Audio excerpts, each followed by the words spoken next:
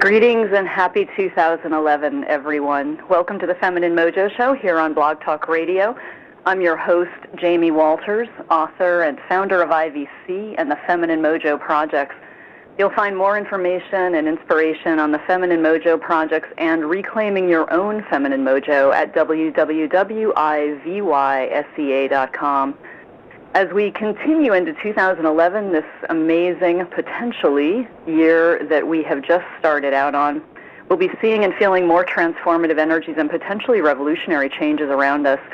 So it's even more important for each of us to be in strong relationship with the feminine and the wisdom of our ancestors that has been too long forgotten. Join me in the Feminine Mojo Mystery School to explore the feminine more deeply. You'll find information about the Feminine Mojo Mystery School and other Feminine Mojo projects and resources at ivysea.com. Now, for today's Feminine Mojo-inspired dialogue with John Lamb Lash. We'll be talking about Sophia, wisdom from the mysteries and the Gnostic teachers, the divine gifts we've been given, and what gets in the way of this divine inheritance. Again, another clue at some of the resources that we have inherent within us and available to us as we step into a greater level of consciousness and meet the needs of this time, which require a little bit more creativity, intuition, and other feminine mojo gifts than we may be using. John is the author of one of my very favorite books, Not in His Image, Gnostic Vision, Sacred Ecology, and the Future of Belief. If you really want to get a clue into what's been going on, what's really going on, and why it's so vital to reestablish a connection with the feminine, with Mother Earth, and the wisdom of our ancient ancestors, read Not in His Image. It'll blow your mind in the best of ways. John Lash is often called the true successor of Mircea Eliade and the rightful heir of Joseph Campbell. And he's a self-educated, independent scholar who combines studies and experimental mysticism to teach directive mythology. That is the application of myth to life, real-world living myth, rather than simply an interpretation that may simply be a more intellectual entertainment for us. These are living myths, and they hold great wisdom for us, and John's work really focuses on just what that is. He's also authored The Seeker's Handbook, Twins and the Double, The Hero, Manhood and Power, and The Quest for the Zodiac. You'll find an abundance of his work and writings at metahistory.org. Welcome to the Feminine Mojo Mystery School, John. I'm so delighted to have you join me. Well, thank you. It's a real pleasure to be with you. And you're Skyping in from Belgium today, is that right? Yeah, I'm in the north of Europe right now. Generally, I live further south. Uh-huh. Very good. And, let's just kind of dive right in. One of the things that I usually start with on this show, because as with many things, words are kind of tossed around, and we can have assumed meanings, and often those have been really influenced by a patriarchal overlay. So when we talk about the feminine, or whatever term we might use, what does that mean to you based on your work and experience? Well, of course, the term feminine, capitalized, or divine feminine, can mean a vast range of things. And we can look at what a few of those angles are. But from my experience now, based on my studies throughout my entire life, and based also upon my experimental mysticism, as I call it, I have a very particular definition of the divine feminine that I'd like to offer, and that is that it is the animating power of the earth, the animating power of the earth. Now, we all know that nature is alive. I think that one of the factors that is making people today aware of the divine feminine, one of the factors that is creating a longing to know what it is and to encounter it, is the general awakening we've had since the 60s regarding nature and how important nature is. And of course, this awakening is crucial because we live in a world which is calculated in many ways against nature or based on the conquest of nature. So there's a general sense that we want to get back to nature. And that's what the divine feminine is about. But of course, it encompasses far more than taking a walk in the woods and growing vegetables. It really encompasses a direct, vivid, living, conscious, ecstatic bond with the life force of the planet. So I would define the divine feminine as the animating life force of the earth.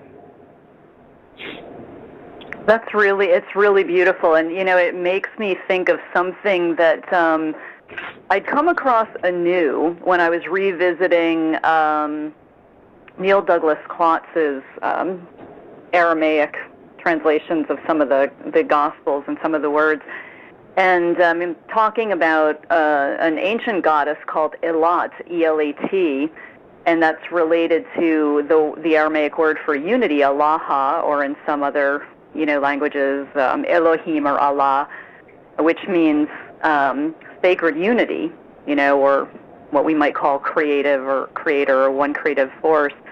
But Elat was taken to mean sacred unity embodied here and now.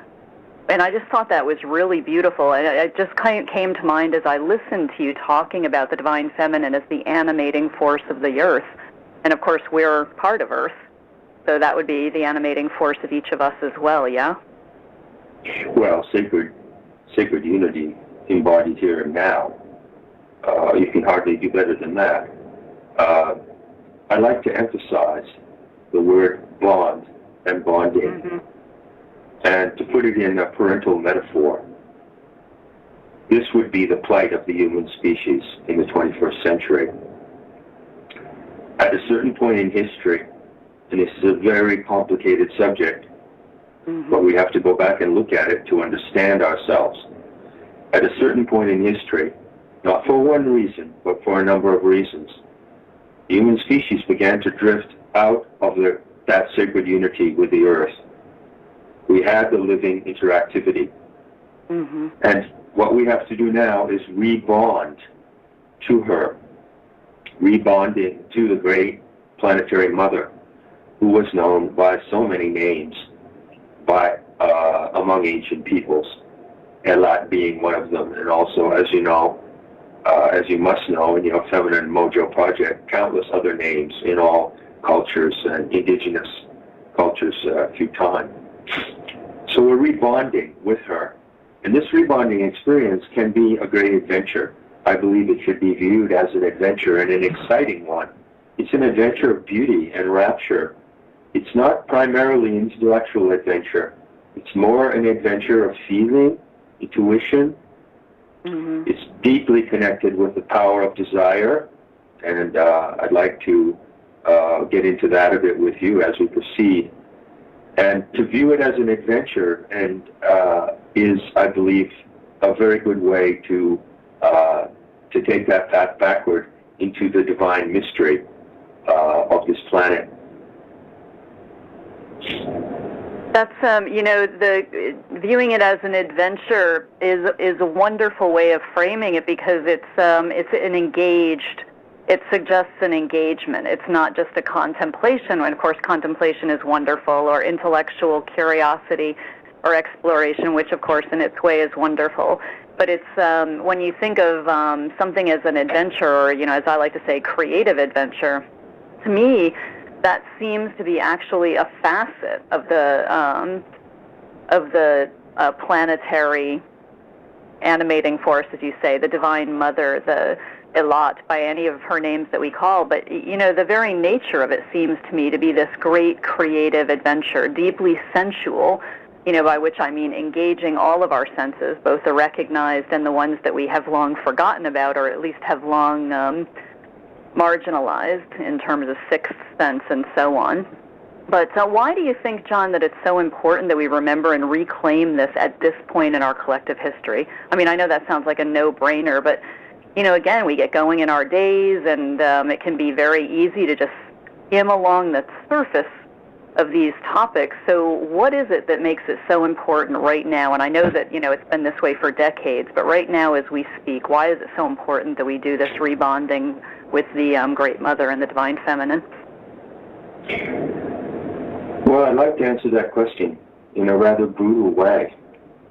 And before I do that, however, I'd like to point out that when we study the Divine Feminine, or we immerse ourselves in the feminine mystique, we encounter the goddess, and we learn that the goddess has many faces.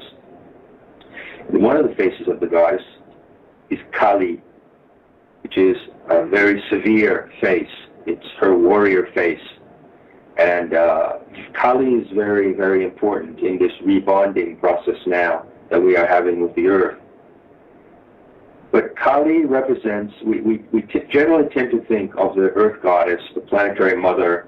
I sometimes call her, perhaps you noticed this on metahistory.org, Pam, the planetary animal mother, P-A-M, you know.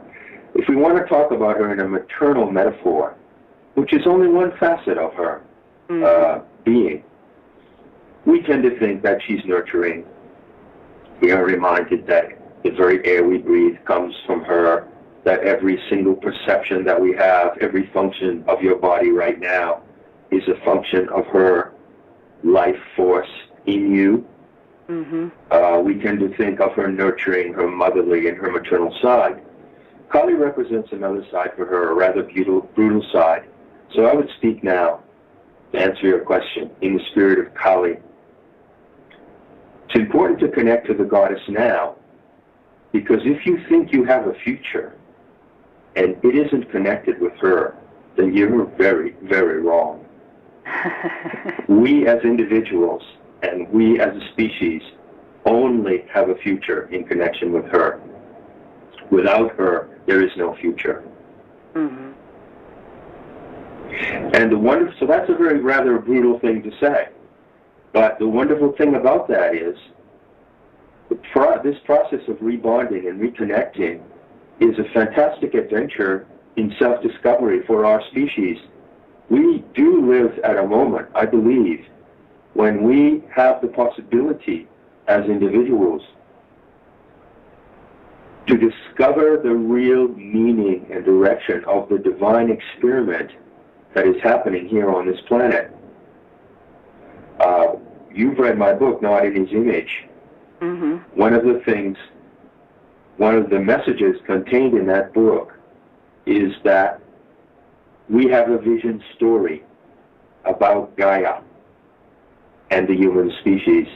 And this vision story came out of the ancient pagan mysteries. It's a myth, but I prefer to call it a vision story, by which I mean it's a visionary story to guide the species, to tell us who we are, and to tell us what our connection with her is. And as you know from reading the book, it's a very complex and beautiful myth. It's highly sophisticated. It's unlike any other myth in the world.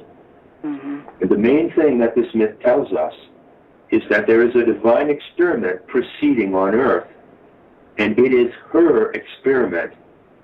It's not the experiment of some extraterrestrial ETs who supposedly came here and colonized the planet at some time and either created the human species or modified the genes of the existing people. That's not the story that's going to give us a future. That's a story that's becoming very popular these days, as you know. Yeah. The Gnostic visionary myth of Sophia, as I call her, gives us the opportunity to look at another story. And the central invitation of this story is to enter consciously into her experiment with her, and therefore create the future in interactivity with the living planet. That is a fantastic opportunity we have today. So we're not merely recapturing something that we're lost. We're also, in that act of recapturing and recovery, we would move into something that the human species never had before, an intimacy with Gaia that we have never had before. And that's, you know, it's almost as if what we're remembering is the awareness of this. You know, there's been kind of a break in the passage of wisdom, although it was tended thankfully, by many, but we're recovering or remembering so that we can re-engage in this great co-creative experience and create something evolutionary, something that hasn't been done, as you said before. Is that right? Absolutely. There's a great deal of remembering that occurs in this process of turning back to the living presence of the earth. And there is additionally invention, innovation, myth-making, magic, healing. There are dimensions of science, art, and sexuality that we have not, our species has not even previously achieved, although some of those dimensions of higher potential were prefigured and understood in the pagan mystery schools. So, and I know that we're going to actually be exploring that a little bit, but first, one of the things that to me is a really important element, because it's almost one of the doorways into a greater awareness, is to understand what caused us to deviate. What was it that broke the wisdom chain, or the awareness chain, if you will. So, as I said, I know it's, a deceptively simple-sounding question, and it has a very complex answer, and it is something that comes to us in the mystery teachings from the adepts, and perhaps a bit too from their interpretation of the Sophia or Sophia myth. But to the degree that it can be summarized, John, and I know your book, again, Not in His Image, goes into this really beautifully, and so do some of your writings on metahistory.org, but what are some of the main forces that caused us to deviate from the feminine, from this bond that we perhaps at some ancient time, the understanding we might have had, or our ancient ancestors might have had? So what was it? What were the main elements that caused us to deviate from that? Well, there are a number of elements. I've been thinking about this question a lot in the week leading up to our conversation, because it would be my intention to present the most cogent and concise answer to that I can. And of course, that's a challenge, because it's really a vast question.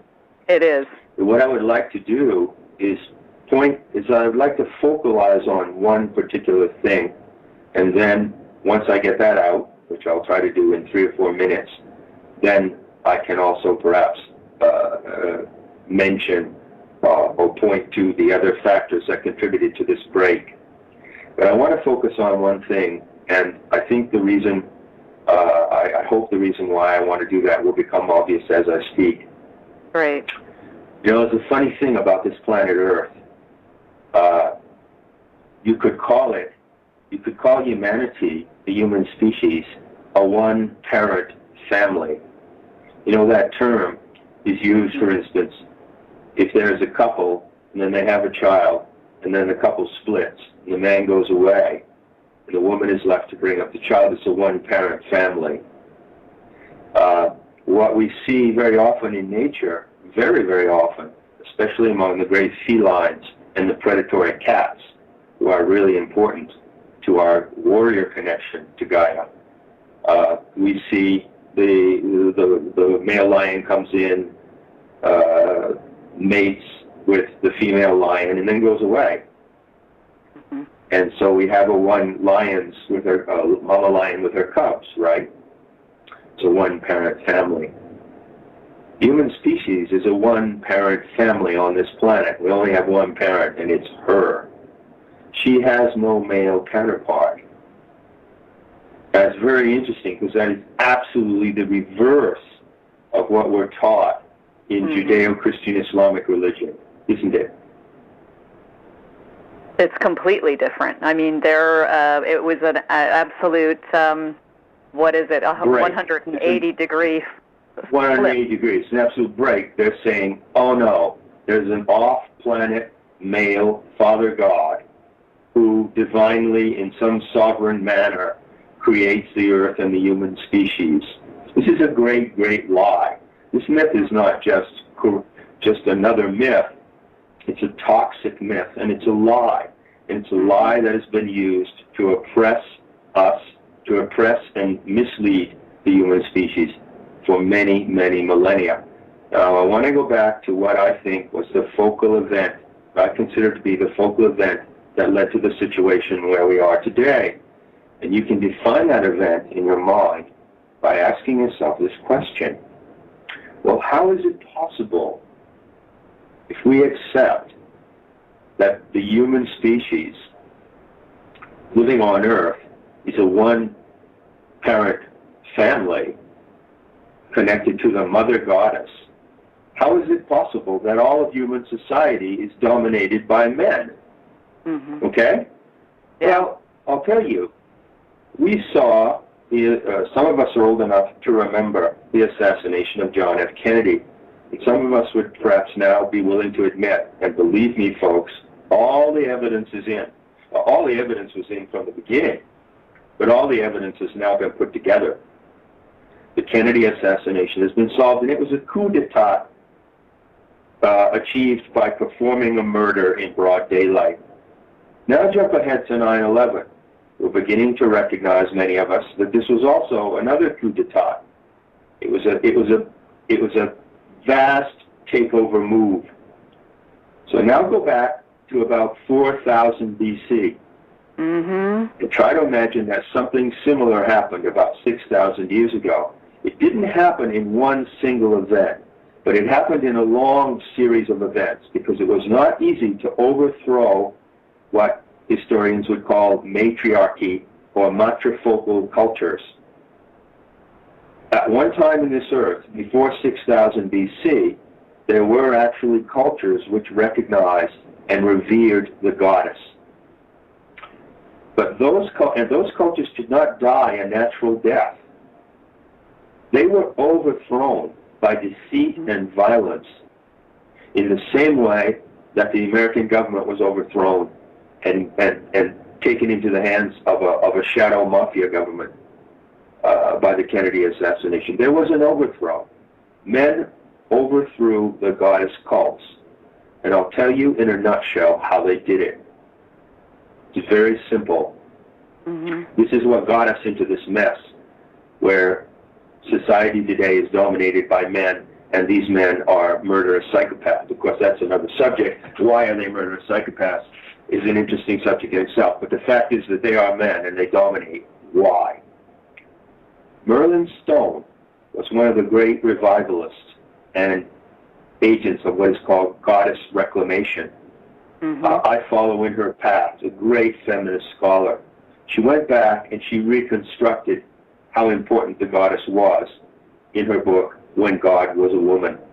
And everyone should read this book and keep it under their pillow. It's the perfect companion book to Not in His Image. I think you would agree on that, probably. Yes, I do. I remember reading When God Was a Woman when I was in my late teens, and I was so stunned and so angry. I remember literally, John, throwing the book across the room in such, heartbreak.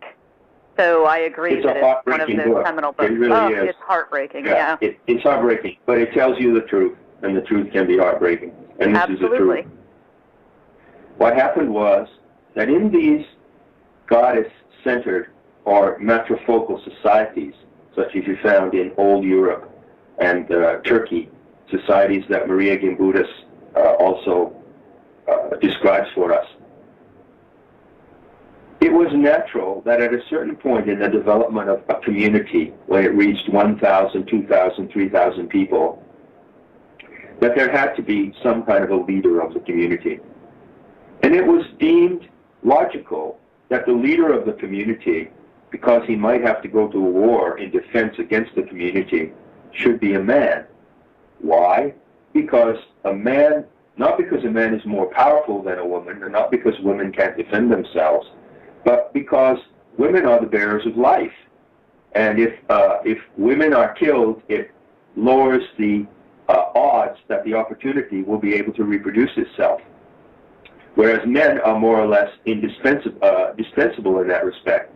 So a man could be put at risk in his role as the protector-in-chief of the community. Is that clear? It's very clear. I'm probably upsetting That's why for men some were people chosen. to hear, That's but why they it's were kind of allowed to brutal. have power. Yeah, they were allowed to have power for that reason. But at the same time, in the wisdom of those societies, which was a balanced wisdom of the genders, they understood that man, of the male of the species, has a tendency to be arrogant, to overshoot his bounds, to abuse his power, and to become dangerous if you give him the privilege of power. So what did they do about that? They had the most elegant solution that you can imagine. And I'm not making this up, Jamie. You know, you can read this in Merlin Stone. You can hear it from a woman as well as from me. Mm-hmm. They instituted the rite of hieros, or sacred mating. And in this rite, a woman, priestess of the goddess cult, who was connected and interactive with the earth goddess. She was the representative of the goddess embodied, as you were, would have sexual intercourse with the candidate to be chief of the community. And in that act of sexual ritual, which would sometimes take several days and could be very elaborate, certain transactions occurred between the man and the woman, the priestess and the candidate for kingship, in a very intimate manner of dynamism, which is what sexuality is. In a very intimate exposure of power and exchange of power.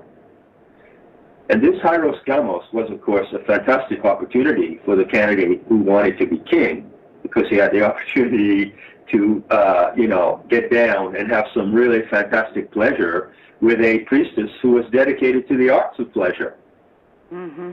So it's a great privilege to have this experience of hieros or sacred mating. But it was really a test, because the candidate, if he was actually to be chosen, if he was actually to be allowed to lead the community and assume power, have control of weapons and things of that sort, which were needed for the protection of the community, the candidate had to show two things. One, vulnerability in the act of surrender. He had to show that he was a man who could surrender himself totally to a woman in the most intimate act that can happen between a man and woman. And he couldn't fake it. It had to be real surrender. The second thing that the man had to show was that he could give her pleasure. Not dominate her, not overpower her, not rape and abduct her, but serve her and honor her and adore this priestess through the arts of pleasure equally as she did to him.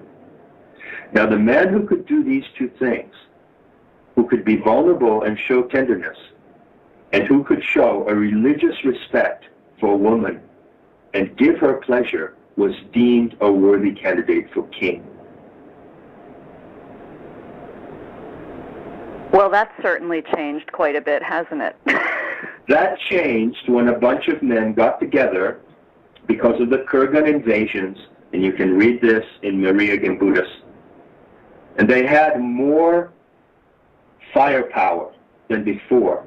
They had arrows, they had moving chariots, they had a certain jump in technology in these Kurgan invaders, Kurgan. Very important to read about this Kurgan society that came out of the steppes of Russia, because they're really the root of this problem of militarism in many respects. Mm-hmm. And what they said was, well, we're men, and look at what men have done. Yeah, it's true that these tribal chieftains have traditionally been chosen by this rite of sexual marriage, sacred sexual marriage, but we don't need that. We're going to do it all ourselves. We're going to turn power and social control into a men's only game. And that's when we really started to go off the rails. Mm-hmm. So I would point out that today, and I point this out exhaustively, I think, one of the most important factors in getting back to the goddess is to heal the gender split. We can't have men and women hating each other, preying off each other anymore. We can't have the battle of the sexes. We can't have competition. Can't have them using each other anymore. There has to be a basis of absolute and total respect from one gender to the other. And without that, you can't go to her. I'll guarantee you, you won't get there. You won't get to her without that balance in yourself. And first of all, we must all find it in ourselves. You know, the man finds the woman in himself, the woman finds the man in herself. And both men and women are dedicated to a single goal. The formula of planetary tantra and the formula of goddess connection is the sacred triangle: man, woman, earth. Mm-hmm. And so men and women together dedicate themselves to the earth goddess and to going to meet her and living in her ways. And they transcend and heal all the wounds, and my God, there are a lot of them. My goddess, mm-hmm. There are. All the wounds, all the conflicts, all the misunderstandings. Men are from Mars, women are from Venus, blah, blah, blah. We're not from Mars and Venus, folks. Excuse me. We're both from the same planet. And so this connection is really, really important. And gender healing and gender reconciliation and the return to a sacred sexuality is absolutely central to returning to the goddess. Mm-hmm. And let's return to that a little bit later when you'll talk a little bit more about the gender love and organic love. But sure.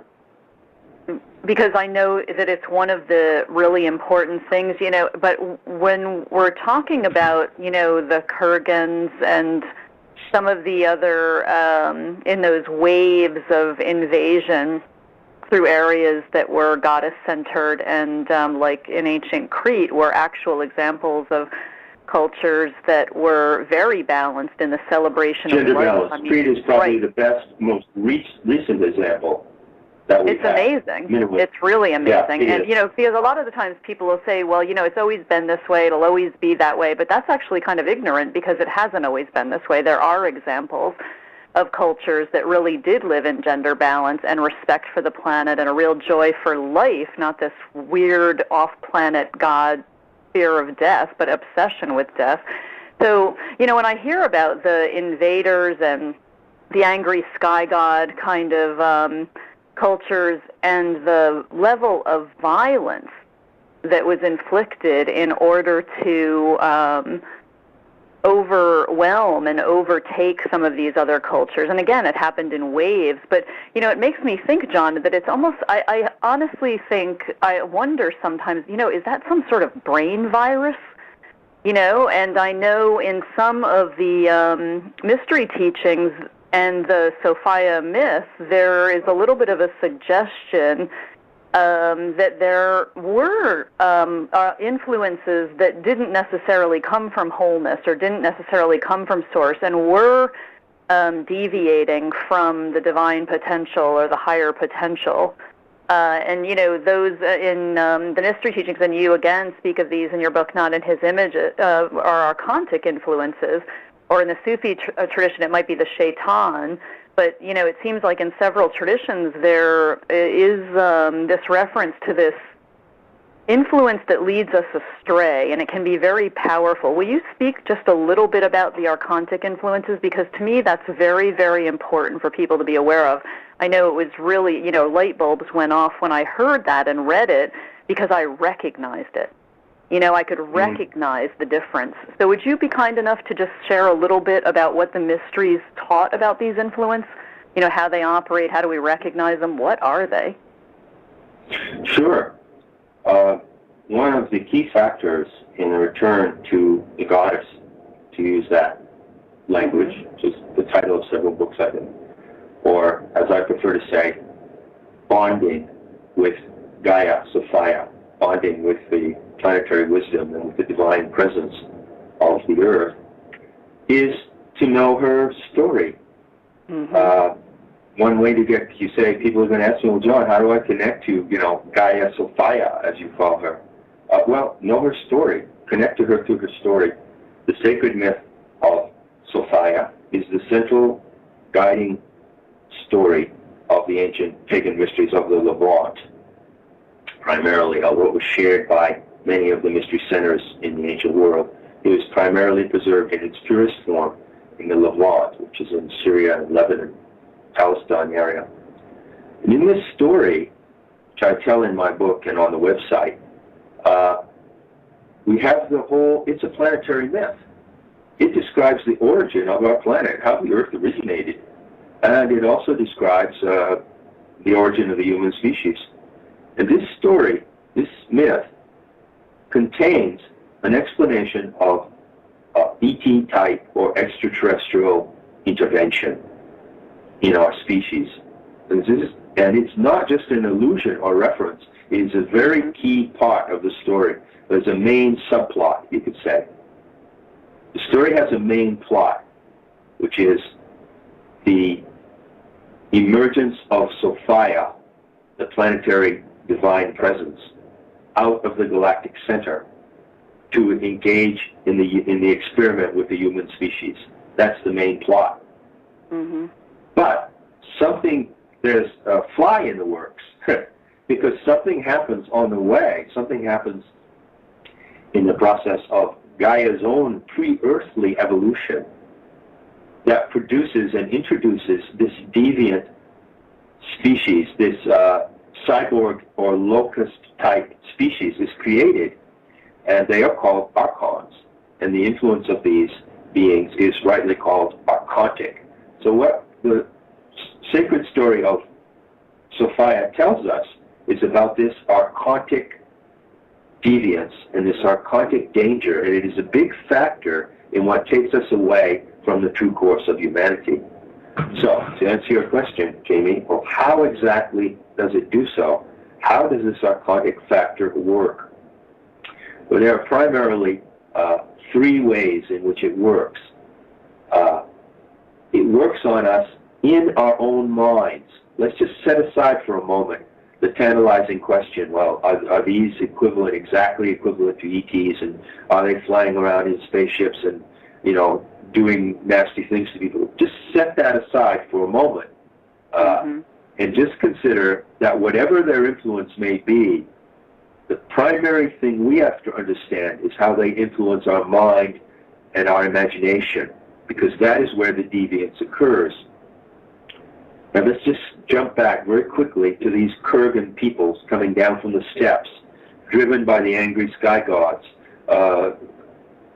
They embody and enforce upon other communities a militaristic way of life.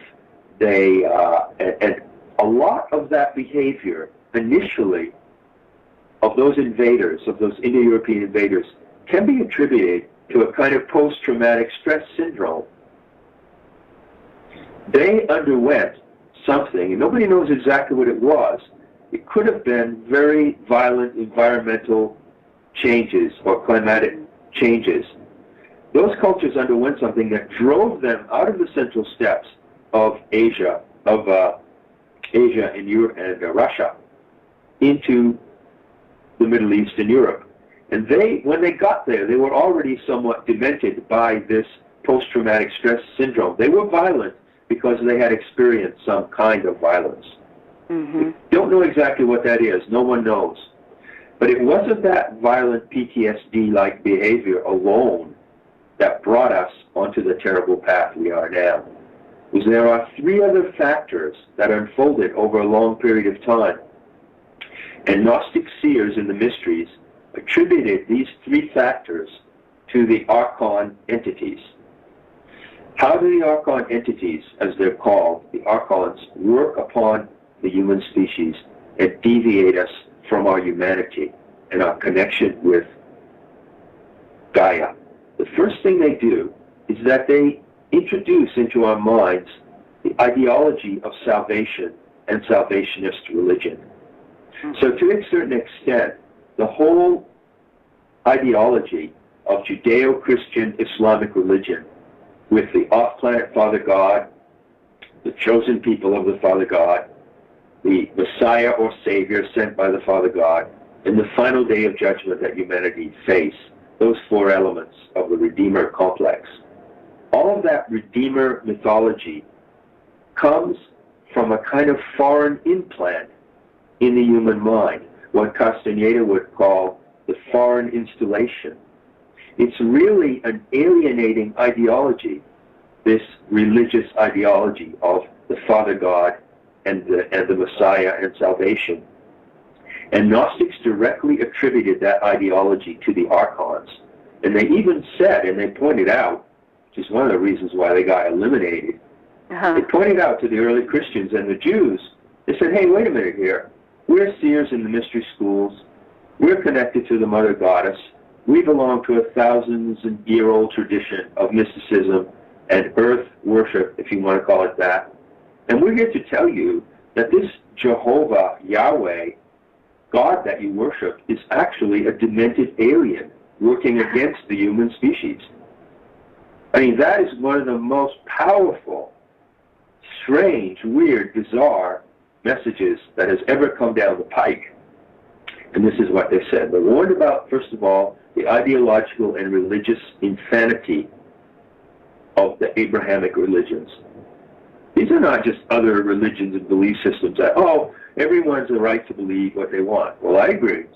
I respect everyone's right to believe what they want. I do not respect what they believe, necessarily. There's a very big difference between these two things. You may believe whatever you want, and I respect your right to do that. But then when you turn around and tell me what you believe, I don't have to respect what you believe. If I find it to be insane, if I find it to be unsound, I have a right to say so. And this is what the Gnostics did in the context of early Christianity. Second, then they went even further, as you know. You have to get into this in several chapters in my book. They said, there's two things to really watch out with these archon creatures. But actually, these things are mechanisms of our own mind. You can't blame it on the archons. But the archons are somehow implicated in the workings of our minds. We are not alone in our own minds. This is the message of the Sophia mythos. And it's a very profound and deep message, which carries a very profound responsibility.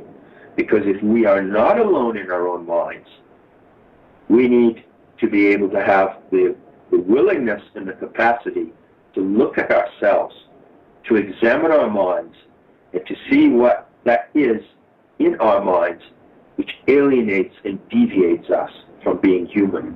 This is the great, great test of the archons. They might be regarded as a test. Two things are signatures of their deviating power. One is Hal, H-A-L. This is a Coptic word from the Nag Hammadi text, which means simulation, mimicry, or imitation. Yeah.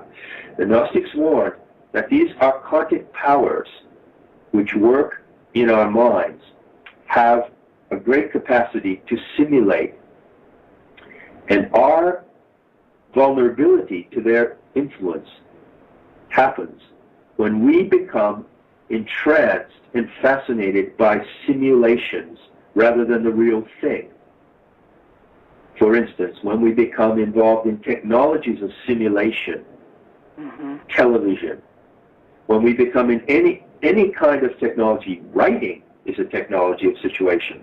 And many of the early initiates, while they introduced writing as a form of advancing civilization, warned, as Plato did in the End of the Phaedrus, that writing could be very dangerous, because if you start writing everything down, you're going to lose your memory, because you don't need to remember something if you've written it down.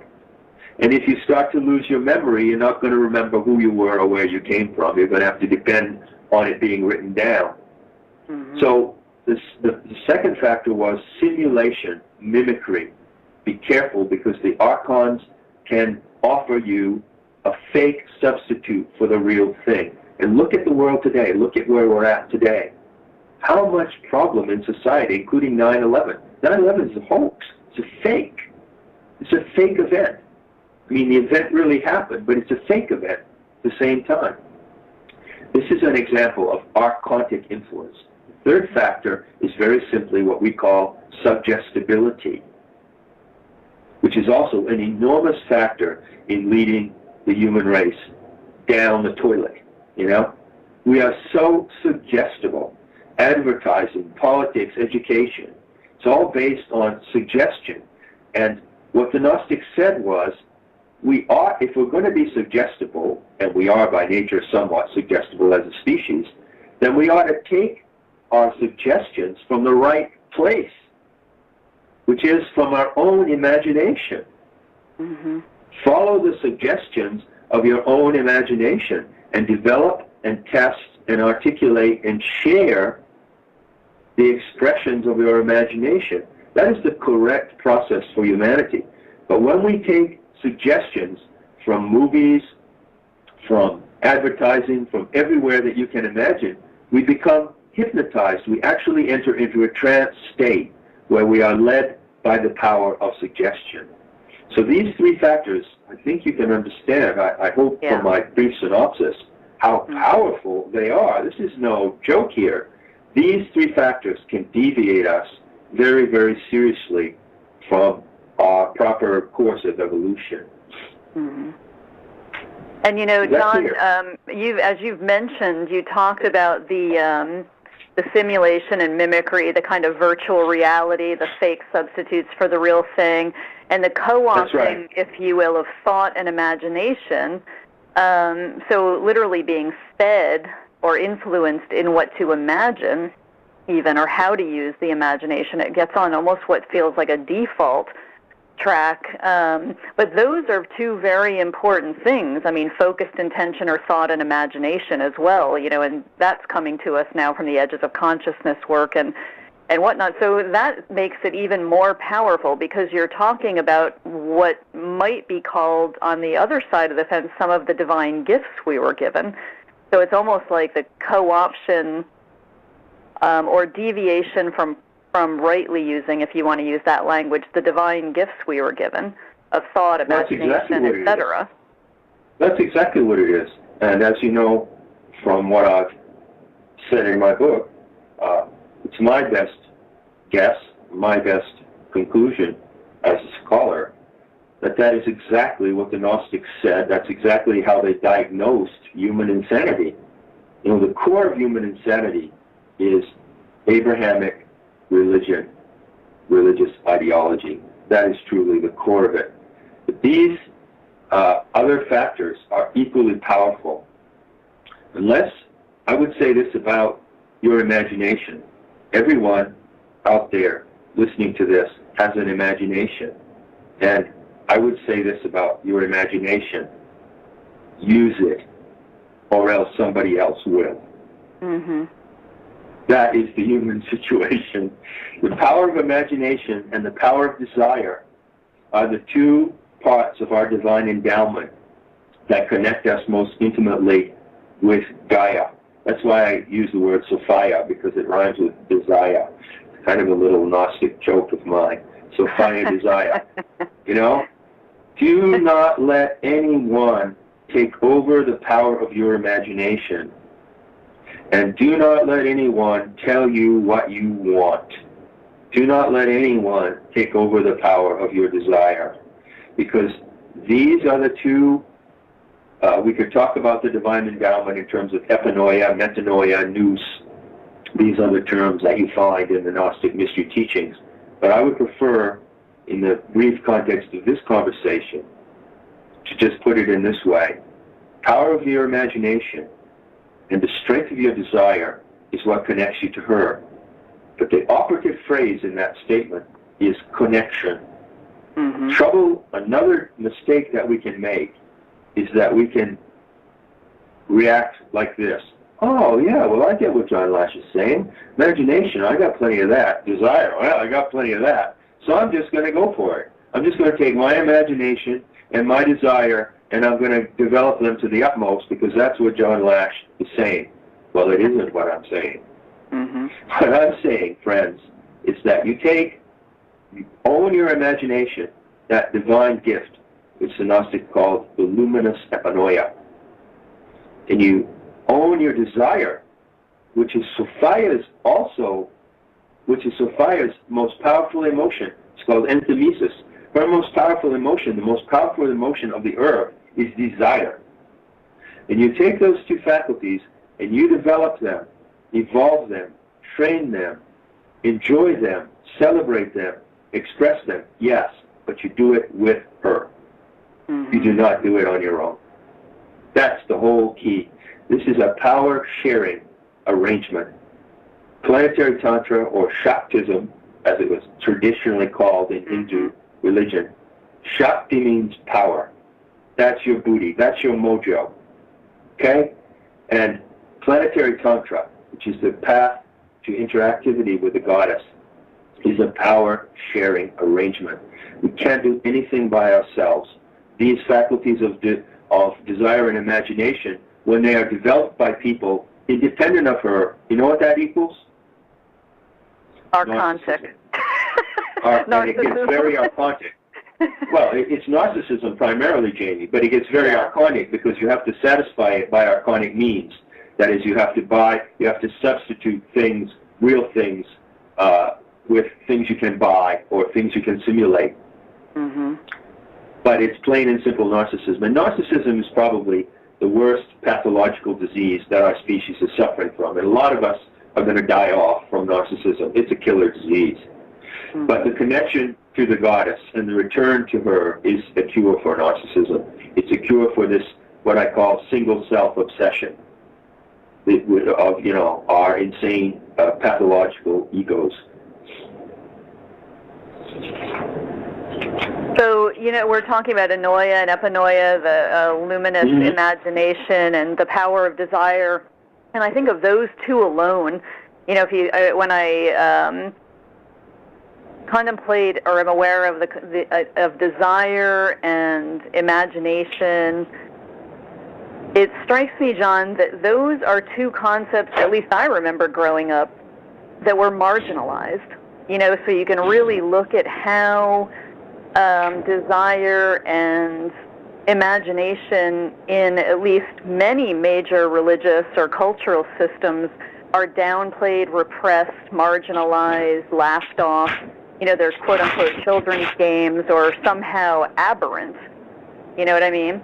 And so it's just kind of interesting to me that here we have these two gifts or divine inheritances, and it seems to begin with just the awareness of this, the awareness of what you're sharing, so that in connection with Sophia, in connection with the divine feminine, the earth goddess, we're able to reclaim our awareness of what our true desire and what our true imagination is. And just by noticing, if we notice how our imagination routinely or by default works, for example, and we notice what we're envisioning, what we have soundtracks to, that alone is a pretty good example to me. I know that was my best example of archontic influence versus something that felt more connected with the divine feminine. They sound very different,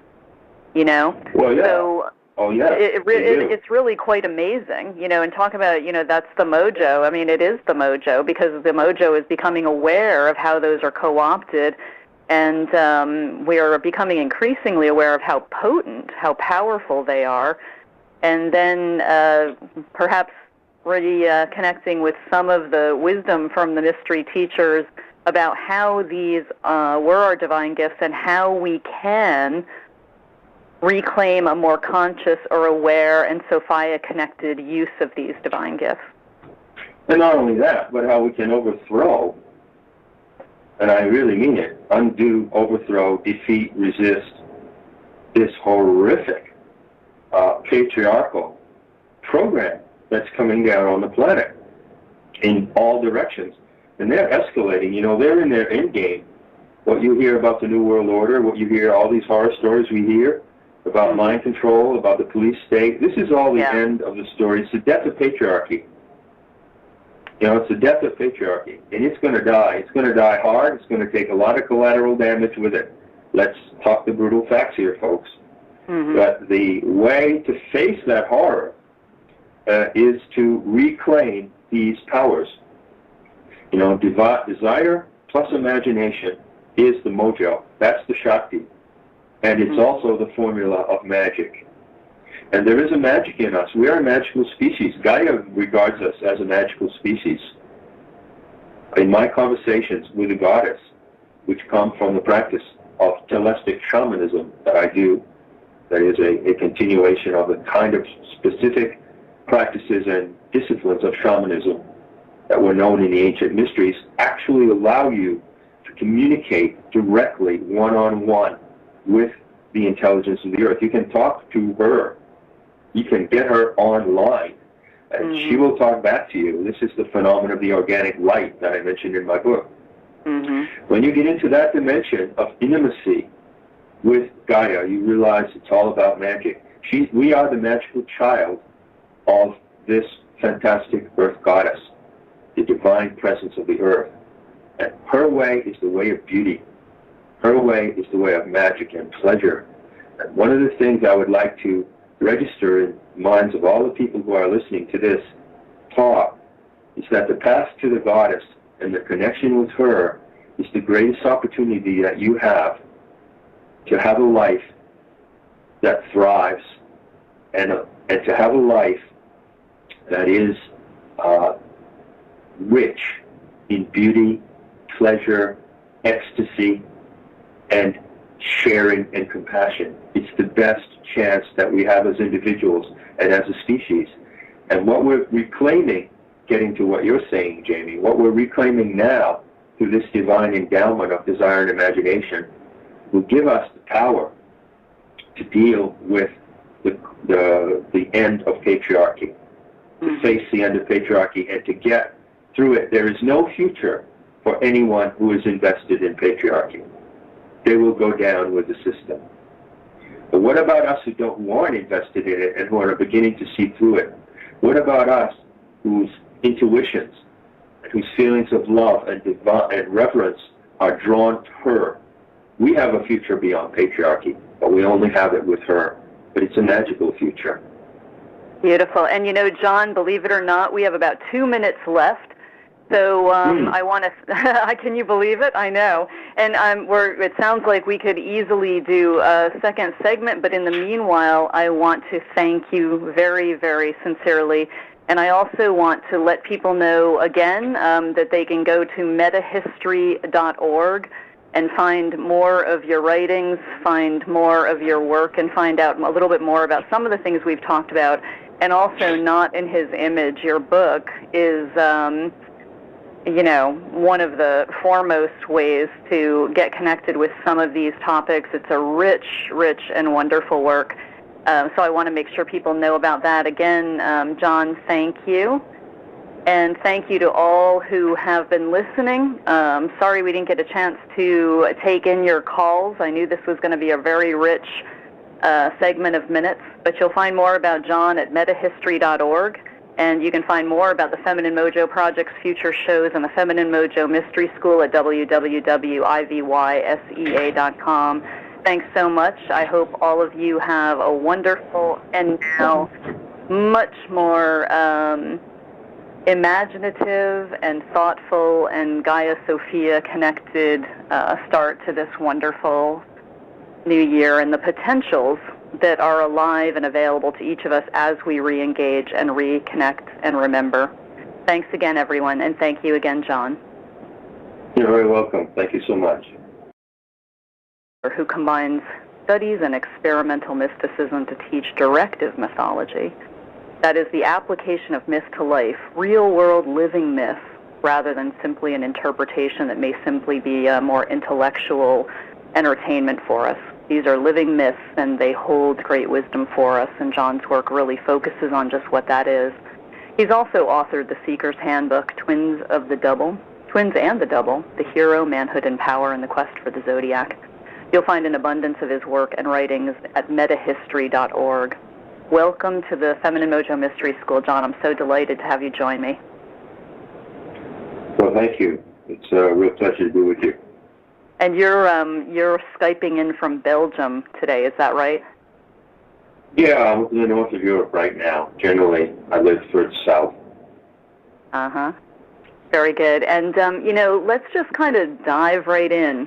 One of the things that I usually start with on this show, because, as with many things, words are kind of tossed around, and we can have assumed meanings, and often those have been really influenced by a patriarchal overlay. So when we talk about the feminine, or whatever term we might use, what does that mean to you based on your work and experience? Well, of course, the term feminine, capitalized, or divine feminine, can mean a vast range of things. And we can look at what a few of those angles are. But from my experience now, based on my studies throughout my entire life, and based also upon my experimental mysticism, as I call it, I have a very particular definition of the divine feminine that I'd like to offer. And that is that it is the animating power of the earth. The animating power of the earth. Now, we all know that nature is alive. I think that one of the factors that is making people today aware of the divine feminine, one of the factors that is creating a longing to know what it is and to encounter it, is the general awakening we've had since the 60s regarding nature and how important nature is. And of course, this awakening is crucial because we live in a world which is calculated in many ways against nature or based on the conquest of nature. So there's a general sense that we want to get back to nature. And that's what the divine feminine is about. But of course, it encompasses far more than taking a walk in the woods and growing vegetables. It really encompasses a direct, vivid, living, conscious, ecstatic bond with the life force of the planet. So I would define the divine feminine as the animating life force of the earth. It's really beautiful, and it makes me think of something that I'd come across anew when I was revisiting Neil Douglas Klotz's Aramaic translations of some of the Gospels and some of the words, and in talking about an ancient goddess called Elat, E-L-A-T, and that's related to the Aramaic word for unity, Allah, or in some other languages, Elohim or Allah, which means sacred unity, or what we might call creative or creator or one creative force. But Elat was taken to mean sacred. To take that path backward into the divine mystery of this planet. That's the viewing it as an adventure is a wonderful way of framing it, because it's an engaged. It suggests an engagement. It's not just a contemplation. And of course, contemplation is wonderful, or intellectual curiosity or exploration, which of course in its way is wonderful. But it's when you think of something as an adventure, or as I like to say, creative adventure, to me, that seems to be actually a facet of the planetary animating force, as you say, the Divine Mother, the Elat, by any of her names that we call. But the very nature of it seems to me to be this great creative adventure, deeply sensual. By which I mean engaging all of our senses, both the recognized and the ones that we have long forgotten about, or at least have long marginalized in terms of sixth sense and so on. But why do you think, John, that it's so important that we remember and reclaim this at this point in our collective history? I mean, I know that sounds like a no-brainer, but, again, we get going in our days, and it can be very easy to just skim along the surface of these topics. So what is it that makes it so important right now? And I know that, it's been this way for decades, but right now as we speak, why is it so important that we do this rebonding with the Great Mother and the Divine Feminine? Well, I'd like to answer that question in a rather brutal way. And before I do that, however, I'd like to point out that when we study the divine feminine, or we immerse ourselves in the feminine mystique, we encounter the goddess, and we learn that the goddess has many faces. And one of the faces of the goddess is Kali. Unity embodied here and now. And I just thought that was really beautiful. And it just kind of came to mind as I listened to you talking about the divine feminine as the animating force of the earth. And of course, we're part of earth. So that would be the animating force of each of us as well, yeah? Well, sacred unity embodied here and now. You can hardly do better than that. I like to emphasize the word bond and bonding. Mm-hmm. And to put it in a parental metaphor, this would be the plight of the human species in the 21st century. At a certain point in history, and this is a very complicated subject, mm-hmm. but we have to go back and look at it to understand ourselves. At a certain point in history, not for one reason, but for a number of reasons, the human species began to drift out of that sacred unity with the earth. We had the living interactivity. Mm-hmm. And what we have to do now is rebond to her, rebonding to the great planetary mother, who was known by so many names among ancient peoples, Elat being one of them, and also, as you know, as you must know in your Feminine Mojo project, countless other names in all cultures and indigenous cultures through time. So we're rebonding with her. And this rebonding experience can be a great adventure. I believe it should be viewed as an adventure, and an exciting one. It's an adventure of beauty and rapture. It's not primarily an intellectual adventure. It's more an adventure of feeling, intuition. Mm-hmm. It's deeply connected with the power of desire, and I'd like to get into that a bit with you as we proceed. And to view it as an adventure is, I believe, a very good way to... Greetings and happy 2011, everyone. Welcome to the Feminine Mojo Show here on Blog Talk Radio. I'm your host, Jamie Walters, author and founder of IVC and the Feminine Mojo Projects.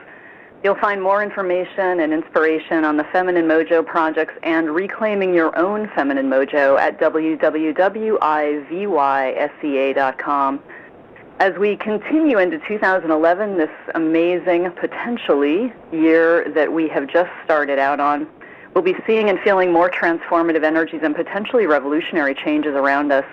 So it's even more important for each of us to be in strong relationship with the feminine and the wisdom of our ancestors that has been too long forgotten.